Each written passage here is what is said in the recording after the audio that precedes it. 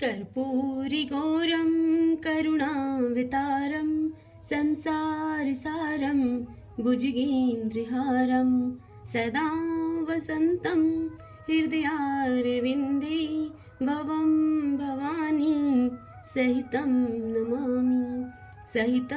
नमामि। श्री शिवाय नमस्तुभ्यं। आप सुन रहे हैं श्री शिव महापुराण कथा रुद्र संहिता के प्रथम खंड सृष्टि से स्वयंभू मनु और शत्रुपा की, ऋषियों की तथा दक्ष कन्याओं की संतानों का वर्णन तथा सती और शिव की महत्ता का प्रतिपादन। आज के पावन दिवस हम इस पावन कथा का रसपान कर रहे हैं। ब्रह्मा जी कहते हैं, हे नारद, तदंतर मैंने शब्द तन मात्रा आदि सूक्ष्म भूतों को स्वयं में पंजीकृत करके, अर्थात उन पांचों का परस्पर सम्मिश्रण करके उनसे स्थूल आकाश, वायु, अग्नि, जल और पृथ्वी की सृष्टि की। पर्वतों, समुद्रों और वृक्षों आदि को मैंने उत्पन्न किया। कला से लेकर युग पर्यंत जो काल विभाग हैं, उनकी रचना की। हे नारद मुने, उत्पत्ति और विनाश वाले और भी बहुत से पदार्थों का मैंने निर्माण किया, परंतु इससे मुझे संतोष नहीं हुआ। तब शाम शिव का ध्यान करके मैंने साधन परायण पुरुषों की सृष्टि की। अपने दोनों नेत्रों से मरीचि को, हृदय से भृगु को, सिर से अंगिरा को, व्यान वायु से मुनिश्रेष्ठ पुलह को और उदान वायु से पुलसत्य को, समान वायु से वशिष्ठ को, अपान वायु से क्रतु को, दोनों कानों से अत्रि को, प्राणों से दक्ष को, गोद से तुम को और छाया से कर्दम मुनि को तथा संकल्प से समस्त साधनों के साधन धर्म को उत्पन्न किया मैंने। हे मुनि श्रेष्ठ नारद, इस तरह से मैंने इन उत्तम साधकों की सृष्टि करके महादेव जी की कृपा से अपने आप को मैंने कृतार्थ माना। हे तात, तत्पश्चात संकल्प से उत्पन्न हुए धर्म मेरी आज्ञा से मानव रूप धारण करके साधकों की प्रेरणा से साधन में लग गए। इसके बाद मैंने अपने विभिन्न अंगों से देवता, असुर आदि के रूप में असंख्य पुत्रों की सृष्टि करके उन्हें भिन्न भिन्न शरीर प्रदान किए। हे नारद मुने, तदंतर अंतर्यामी भगवान शंकर की प्रेरणा से अपने शरीर को दो भागों में विभक्त करके मैं दो रूप वाला हो गया। हे नारद, आधे शरीर से मैं स्त्री हो गया और आधे शरीर से मैं पुरुष हो गया।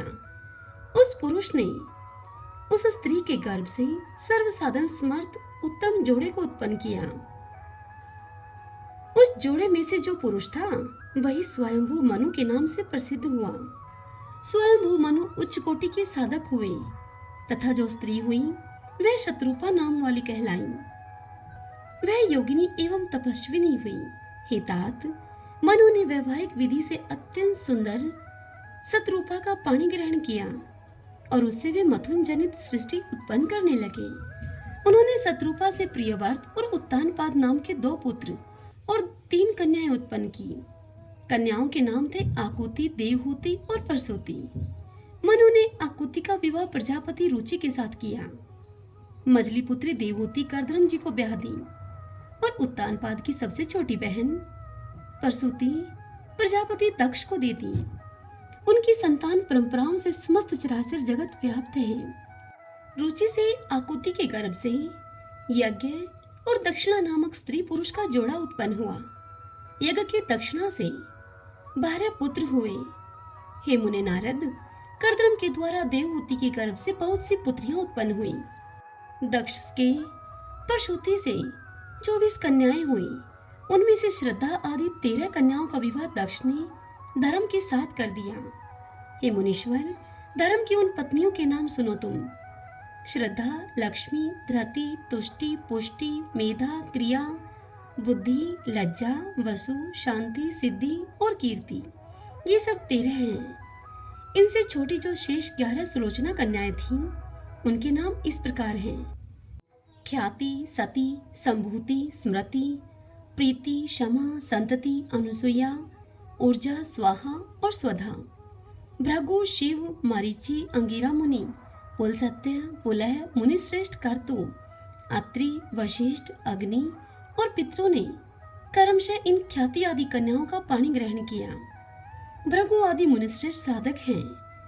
इनकी संतानों से चराचर प्राणियों के सहित सारी त्रिलोकी भरी हुई है। इस प्रकार अंबिकापति महादेव जी की आज्ञा से अपने पूर्व कर्मों के अनुसार बहुत से प्राणी असंख्य श्रेष्ठ द्विजों के रूप में उत्पन्न हुए। कल्प भेद से दक्ष की 60 कन्याएं बताई गई हैं। उनमें से 10 कन्याओं का विवाह उन्होंने धर्म के साथ कर दिया। 27 कन्याएं चंद्रमा को ब्याह दी और विधि पूर्वक 13 कन्याओं के हाथ दक्ष ने कश्यप के हाथ में दे दिए। हे नारद, उन्होंने 4 कन्याएं श्रेष्ठ रूप वाले अरिष्टनेमि को ब्याह दी और भृगु, अंगीरा और कर्शाशव को 2-2 कन्याएं उन्होंने अर्पित की। उन स्त्रियों से उनके पतियों के द्वारा बहुसंख्यक चराचर प्राणियों की उत्पत्ति हुई। हे मुनि श्रेष्ठ, दक्ष ने महात्मा कश्यप को जिन 13 कन्याओं का विधि पूर्वक दान दिया था, उनकी संतानों से सारे त्रिलोकी व्याप्त है। स्थावर और जंगम कोई भी सृष्टि ऐसी नहीं है जो कश्यप की संतानों से शून्य हो। देवता, ऋषि, दैत्य, वृक्ष, पक्षी, पर्वत और तृणलता आदि सभी कश्यप पत्नियों से पैदा हुए हैं। इस प्रकार दक्ष कन्याओं की संतानों से सारा चराचर जगत व्याप्त है। पाताल से लेकर सत्यलोक पर्यंत समस्त ब्रह्मांड निश्चय ही उनकी संतानों से सदा भरा रहता है, कभी खाली नहीं होता। इस तरह भगवान शंकर की आज्ञा से ब्रह्मा जी ने भली भांति सृष्टि की। पूर्व काल में सर्वव्यापी शंभु ने जिन्हें तपस्या के लिए प्रकट किया था तथा रुद्रदेव ने त्रिशूल के अग्रभाग पर रखकर जिनकी सदा रक्षा की है, वे ही सती देवी लोकहित का कार्य संपादित करने के लिए दक्ष से प्रकट हुई थी। उन्होंने भक्तों के उद्धार के लिए अनेक लीलाएं की। इस प्रकार देवी शिवा ही सती होकर भगवान शंकर से ब्याही गई थी, किंतु पिता के यज्ञ में पति का अपमान देखकर उन्होंने अपने शरीर को त्याग दिया और फिर उसे ग्रहण नहीं किया। वे अपने परम पद को प्राप्त हो गई। फिर देवताओं की प्रार्थना से वे शिवा पार्वती के रूप में प्रकट हुई और बड़ी भारी तपस्या करके पुनः भगवान शिव को उन्होंने प्राप्त कर लिया। हे मुनीश्वर, इस जगत में उनके अनेकों नाम प्रसिद्ध हुए।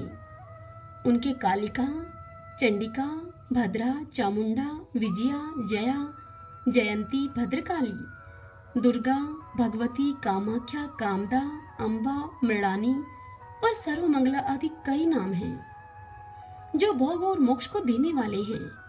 ये सभी नाम उनके गुण और कर्मों के अनुसार हैं। हे मुनिश्रेष्ठ नारद, इस प्रकार मैंने तुम्हें सृष्टि कर्म का वर्णन किया है। ब्रह्मांड का यह सारा भाग भगवान शिव की आज्ञा से मेरे द्वारा रचा गया है। भगवान शिव को परब्रह्मा परमात्मा कहा गया है। मैं, विष्णु तथा रुद्र, ये 3 देवता गुणभेद से उन्हीं के रूप बतलाए गए हैं। वे मनोरम शिवलोक में शिवा के साथ स्वतंत्र विहार करते हैं। भगवान शिव स्वतंत्र परमात्मा हैं, निर्गुण और सगुण भी वे ही हैं।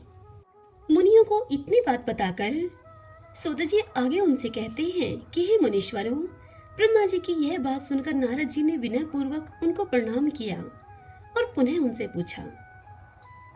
उन्होंने कहा कि हे भगवान, भक्त वत्सल भगवान शंकर कैलाश पर्वत पर कब गए और महात्मा कुबेर के साथ उनकी मैत्री कब हुई? परिपूर्ण मंगल विग्रह महादेव जी ने वहां क्या किया? यह सब आप मुझे बताइए। इसे सुनने के लिए मेरे मन में बड़ा कौतूहल है। तब ब्रह्मा जी ने कहा कि हे नारद, सुनो, चंद्रमौली भगवान शंकर के चरित्र का वर्णन करता हूँ तुमसे।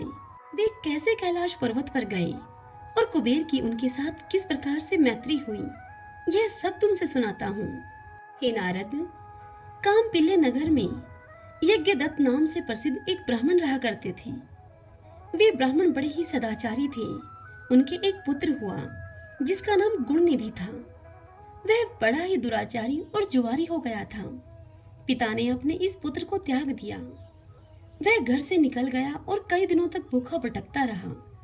एक दिन वह नैवेद्य चुराने की इच्छा से एक शिव मंदिर में गया और वहां उसने अपने वस्त्र को जलाकर उजाला किया, यह मानो कि उसके द्वारा भगवान शिव के लिए दीपदान किया गया है। तत्पश्चात वह चोरी में पकड़ा गया और उसे प्राण दंड मिला। अपने कुकर्मों के कारण वह यमदूतों के द्वारा बांधा गया। इतने में ही भगवान शंकर के पार्षद वहां पर आ पहुंचे और उन्होंने उसे अनेक बंधनों से छुड़ा दिया। शिवगणों के संग से उसका हृदय शुद्ध हो गया था, अतः वह उन्हीं के साथ तत्काल शिवलोक में चला गया। वहां सारे दिव्य भोगों का उपभोग तथा उमा महेश्वर का सेवन करके कालांतर में वह कलिंगराज अरिंदम का पुत्र हुआ। वहां उसका नाम था दम। वह दम निरंतर भगवान शिव की सेवा में लगा रहता था। बालक होने पर भी वह दूसरे बालकों के साथ शिव का भजन किया करता था। वह कर्मशः युवा अवस्था को प्राप्त हुआ और पिता के परलोक गमन के पश्चात राज सिंहासन पर बैठा। राजा दम बड़ी ही प्रसन्नता के साथ सब और शिव धर्मों का प्रचार करने लगे। भोपाल दम का दमन करना दूसरों के लिए सर्वथा कठिन था। हे ब्राह्मण, समस्त शिवालयों में दीपदान करने के अतिरिक्त वे दूसरे किसी धर्म को नहीं जानते थे।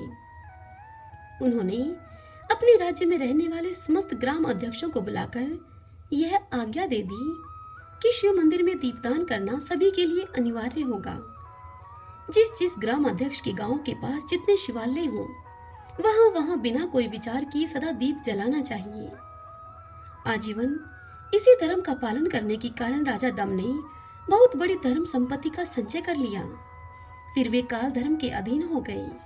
दीपदान की वासना से युक्त होने के कारण उन्होंने शिवालयों में बहुत से दीप जलवाए और उसके फलस्वरूप जन्मांतर में वे रत्नमय दीपों की प्रभा के आश्रय होकर अलकापुरी के स्वामी हो गए। इस प्रकार भगवान शिव के लिए किया हुआ थोड़ा सा भी पूजन या आराधन समय अनुसार महान फल देता है।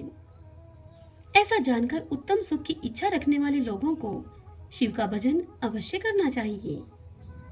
वह दीक्षित का पुत्र जो सदा सब प्रकार के अधर्मों में ही रचा पचा रहा करता था, दैव योग से शिवालय में धन चुराने के लिए गया और उसने स्वार्थवश अपने कपड़ों की दीपक की बत्ती बनाकर उसके प्रकाश से शिवलिंग के ऊपर का अंधेरा दूर कर दिया। हे नारद, इस सत्कर्म के कारण वह कलिंग देश का राजा हुआ और धर्म में उसका अनुराग हो गया। फिर दीप की वासना का उदय होने से शिवालयों में दीप जलवाकर उसने यह दिक्पाल का पद पा लिया। हे मुनीश्वर, देखो तो सही, कहाँ उसका वह कर्म और कहाँ यह दिक्पाल की पदवी जिसका यह मानव धर्मा प्राणी इस समय यहाँ उपभोग कर रहा है। हे तात, यह तो उसके ऊपर शिव के संतुष्ट होने की बात बताई गई। अब एक चित होकर यह सुनो कि किस प्रकार सदा के लिए उसकी भगवान शिव के साथ मित्रता हो गई। मैं इस प्रसंग का तुमसे वर्णन करता हूँ। हे नारद, पहले की पादम काल की बात है। मुझ ब्रह्मा के मानस पुत्र पुल सत्य से विश्रवा का जन्म हुआ और विश्रवा के पुत्र वैशरवण कुबेर हुए। उन्होंने पूर्व काल में अत्यंत उग्र तपस्या के द्वारा त्रिनेत्रधारी महादेव जी की आराधना करके विश्वकर्मा की बनाई हुई इस अलकापुरी का उपभोग किया। जब वह कल्प व्यतीत हो गया और मेघवाहन कल्प आरंभ हुआ, उस समय वह यज्ञदत्त का पुत्र जो प्रकाश का दान करने वाला था, कुबेर के रूप में अत्यंत दुस्सह तपस्या करने लगा। दीपदान मात्र से मिलने वाली शिव भक्ति के प्रभाव को जानकर वह शिव की चित प्रकाशिका काशिकापुरी में गया और अपने चित रूपी रत्नमय प्रदीपों से 11 रुद्रों को उद्बोधित करके अनन्य भक्ति एवं स्नेह से संपन्न होकर वह तन्मयता पूर्वक शिव के ध्यान में मगन होकर निश्चल भाव से बैठ गया, जो शिव की एकता का महान पात्र है, तप रूपी अग्नि से बढ़ा हुआ है, काम क्रोध आदि महाविघन रूपी पतंगों के आघात से शून्य है, प्राण निरोध रूपी वायु शून्य स्थान में निश्चल भाव से प्रकाशित है, निर्मल दृष्टि के कारण स्वरूप से भी निर्मल है तथा सदा स्वरूपी पुष्पों से जिसकी पूजा की गई है, ऐसे शिवलिंग की प्रतिष्ठा करके वह तब तक तपस्या में लगा रहा जब तक कि उसके शरीर में केवल अस्थि और चर्म मात्र ही अवशिष्ट नहीं रह गए। इस प्रकार उसने 10,000 वर्षों तक तपस्या की। तदंतर विशालाक्षी पार्वती देवी के साथ भगवान विश्वनाथ कुबेर के पास आए। उन्होंने प्रसन्न चित मन से अलकापति की ओर देखा। वे शिवलिंग में मन को एकाग्र करके ठूठे काष्ठ की भांति स्थिर भाव से बैठे हुए थे। भगवान शिव ने उनसे कहा कि हे अलकापति, मैं वर देने के लिए यहाँ उद्यत हूँ। तुम अपना मनोरथ बताओ। तब यह वाणी सुनकर तपस्या के धनी कुबेर जी ने जो ही अपनी आंखें खोलकर देखा, त्यों ही उमा वल्लभ भगवान श्रीकंठ सामने खड़े हुए कुबेर को दिखाई दिए। वे उदय काल के सहस्त्रों सूर्यों से भी अधिक तेजस्वी थे और उनके मस्तक पर चंद्रमा अपनी चांदनी बिखेर रहे थे। भगवान शंकर के तेज से उनकी आंखें चौंधिया गईं। उनका तेज प्रतिहत हो गया और वे नेत्र बंद करके मनोरथ से भी परे विराजमान देवेश्वर शिव से बोले, हे नाथ, मेरे नेत्रों को वह दृष्टि शक्ति दीजिए जिससे कि आपके चरणारविंदों का दर्शन हो सके। हे स्वामिन, मुझे आपका प्रत्यक्ष दर्शन हो, यही मेरे लिए सबसे बड़ा वर है। हे ईश, दूसरे किसी वर से मेरा क्या प्रयोजन है। हे चंद्रशेखर, आपको नमस्कार है। कुबेर की इस बात को सुनकर देवादिदेव उमापति ने अपनी हथेली से उनका स्पर्श करके उनको देखने की शक्ति प्रदान की। दृष्टि शक्ति मिल जाने पर यज्ञदत्त के उस पुत्र ने आंखें फाड़ फाड़ कर पहले उमा की ओर ही देखना आरंभ किया। वह मन ही मन सोचने लगा कि भगवान शंकर के समीप यह सर्वांग सुंदरी कौन है। इसने कौन सा ऐसा तप किया है जो मेरी भी तपस्या से बढ़कर है। यह रूप, यह प्रेम, यह सौभाग्य और यह असीम शोभा सभी अद्भुत है। वह ब्राह्मण कुमार बार बार यही कहने लगा। जब बार बार यही कहता हुआ वह क्रूर दृष्टि से उनकी ओर देखने लगा, तब वामा के अवलोकन से उसकी बाईं आंख फूट गई। तदंतर देवी पार्वती ने महादेव जी से कहा, हे प्रभु, यह दुष्ट तपस्वी बार बार मेरी ओर देखकर क्या बक रहा है। आप मेरी तपस्या के तेज को प्रकट कीजिए। देवी की यह बात सुनकर भगवान शंकर ने हंसते हुए उनसे कहा कि हे उमे, यह तुम्हारा पुत्र है। यह तुम्हें क्रूर दृष्टि से नहीं देखता, अपितु तुम्हारी तपह संपत्ति का वर्णन कर रहा है। देवी से ऐसा कहकर भगवान शिव पुनः उस ब्राह्मण कुमार से बोले। भगवान शंकर बोले, हे वत्स, मैं तुम्हारी तपस्या से संतुष्ट होकर तुम्हें वर देता हूँ। तुम निधियों के स्वामी और गुहकों के राजा हो जाओ। हे सुवार्त, यक्षों, किन्नरों और राजाओं के भी राजा होकर पुण्यजनों के पालक और सभी के लिए धन के दाता बनो। तुम मेरे साथ तुम्हारी सदा मैत्री बनी रहेगी और मैं नित्य तुम्हारे निकट निवास करूंगा। हे मित्र, तुम्हारी प्रीति बढ़ाने के लिए मैं अलका के पास ही रहूंगा। आओ, इन उमा देवी के चरणों में साष्टांग प्रणाम करो, क्योंकि ये तुम्हारी माता हैं। हे महाभक्ति यज्ञदत्त कुमार, तुम अत्यंत प्रसन्नचित से इनके चरणों में गिर जाओ। इस कथा को सुनाते हुए ब्रह्मा जी नारद जी से कहते हैं कि इस प्रकार वर देकर भगवान शिव ने पार्वती देवी से फिर से कहा, हे देवेश्वरी, इस पर तुम कृपा करो। हे तपस्विनी, यह तुम्हारा पुत्र है। भगवान शंकर का यह कथन सुनकर जगदम्बा पार्वती ने प्रसन्नचित होकर यज्ञदत्त कुमार से कहा कि हे वत्स, भगवान शिव में तुम्हारी सदा निर्मल भक्ति बनी रहे। तुम्हारी बाईं आंख तो फूट ही गई, इसीलिए एक ही पिंगल नेत्र से तुम युक्त रहो। महादेव जी ने जो वर दिए हैं वे सब उसी रूप में तुम्हें सुलभ हो। हे बेटा, मेरे रूप के प्रति ईर्ष्या करने के कारण तुम कुबेर नाम से प्रसिद्ध होगे। इस प्रकार कुबेर को वर देकर भगवान महेश्वर देवी पार्वती के साथ अपने विश्वेश्वर धाम में चले गए। इस तरह कुबेर ने भगवान शंकर की मैत्री प्राप्त की और अलकापुरी के पास जो कैलाश पर्वत है वह भगवान शंकर का निवास हो गया।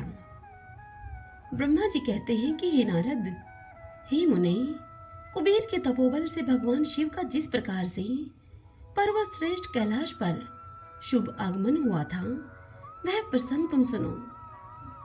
कुबेर को वर देने वाले विश्वेश्वर शिव जब उन्हें निधिपति होने का वर देकर अपने उत्तम स्थान को चले गए, तब उन्होंने मन ही मन इस प्रकार से विचार किया, ब्रह्मा जी के ललाट से जिनका प्रादुर्भाव हुआ है तथा जो प्रलय का कार्य संभालते हैं, वे रुद्र मेरे पूर्ण स्वरूप हैं।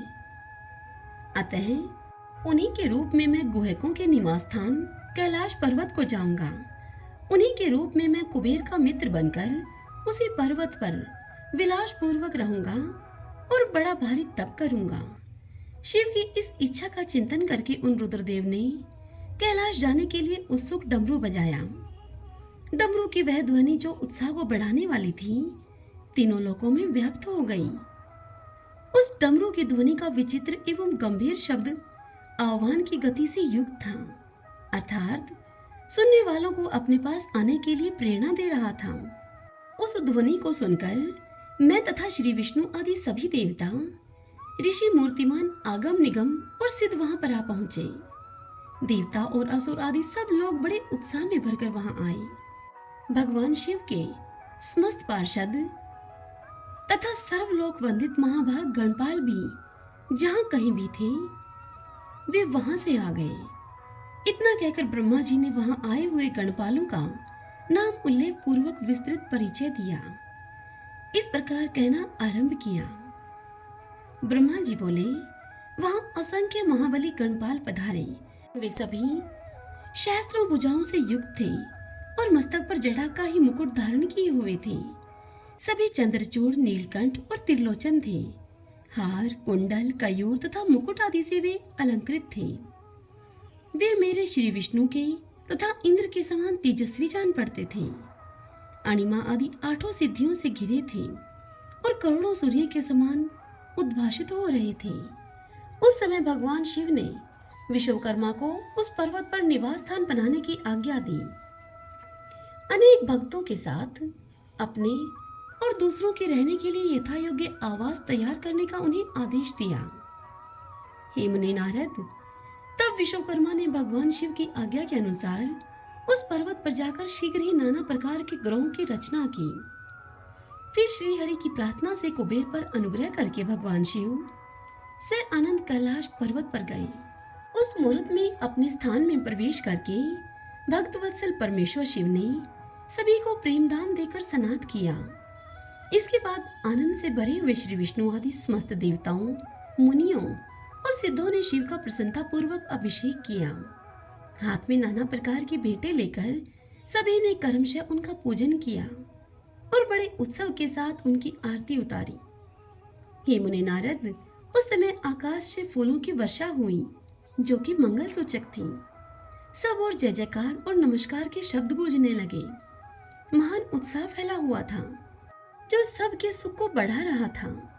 उस समय सिंहासन पर बैठकर श्री विष्णु आदि सभी देवताओं के द्वारा की गई यथोचित सेवा को बारंबार ग्रहण करते हुए भगवान शिव बड़ी शोभा पा रहे थे। देवता आदि सभी लोगों ने सार्थक एवं प्रिय वचनों के द्वारा लोक कल्याणकारी भगवान शंकर का पृथक पृथक सत्वन किया। सर्वेश्वर प्रभु ने प्रसन्नचित होकर वह सत्वन सुनकर उन सबको प्रसन्नता पूर्वक मनोवांछित वर दिए एवं उनकी अभीष्ट वस्तुएं उन्हें प्रदान की। हे मुनि नारद, तदंतर श्री विष्णु के साथ मैं तथा अन्य सब देवता और मुनि मनोवांछित वस्तु पाकर आनंदित होकर भगवान शिव की आज्ञा से अपने अपने धाम को चले गए। कुबेर भी शिव की आज्ञा से प्रसन्नता पूर्वक अपने स्थान को गए। फिर वे भगवान शंभु, जो कि सर्वथा स्वतंत्र हैं, योग परायण एवं ध्यान तत्पर होकर पर्वत परवर कैलाश पर रहने लगे। कुछ काल बिना पत्नी के ही बिताकर परमेश्वर शिव ने दक्ष कन्या सती को पत्नी के रूप में प्राप्त किया।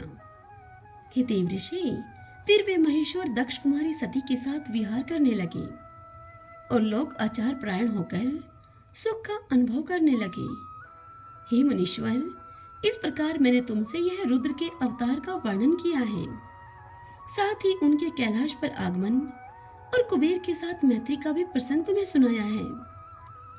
कैलाश के अंतर्गत होने वाली उनकी ज्ञानवर्धिनी लीला का भी तुमसे वर्णन किया है, जो इहलोक और परलोक में सदा ही संपूर्ण मनोवांछित फलों को देने वाली है।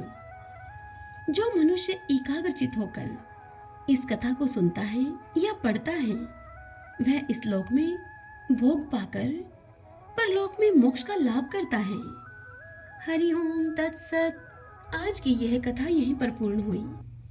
इससे आगे कल की कथा में हम सुनेंगे शिव पुराण कथा में रुद्र संहिता के द्वितीय खंड यानी कि सती खंड की कथाएं कल से हम सुनना आरंभ करेंगे।